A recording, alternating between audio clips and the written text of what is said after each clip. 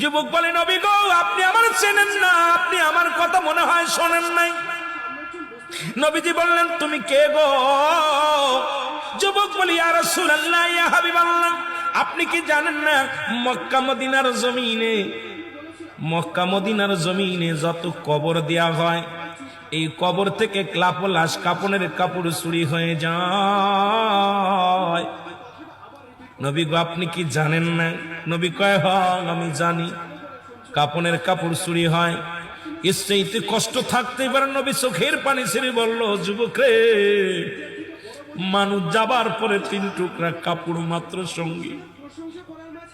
যুবক বলি, ইয়া রাসূলুল্লাহ, ইয়া হাবিবাল্লাহ, নবী গো, মক্কা মদিনার জমিনে যত কাপনের কাপড় চুরি হয়েছে, ওই কাপনের কাপড় চুরি করেছি আমি, নবী গো, আমি সেই যুবক, কাপনের কাপড় চুরি করা যুবক।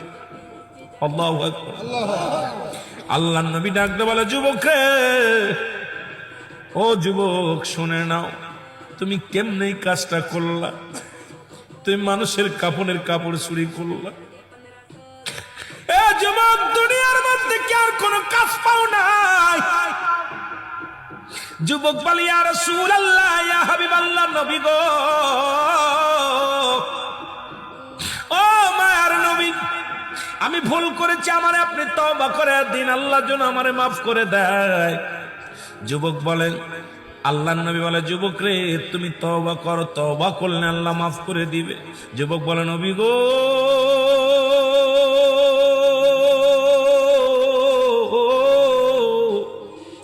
আমার বিশ্বাস এই জমিনের মধ্যে আমি তওবা করলে আমার গুনাহ মাফ হবে না, কারণ আমি এত বড় পাপী, আমি এত বড় অপরাধী।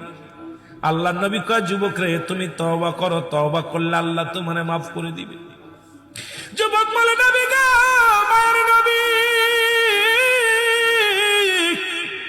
আমার মতো পাপীরা আমার আল্লাহ ক্ষমা করবে না। আল্লাহর নবী বলে, যুবক রে, তুমি তওবা করো, তোমারে মাফ করে দিবে আমার আল্লাহ। যুবক বলে, নবী গো, আমি শুধু কাপনের কাপড়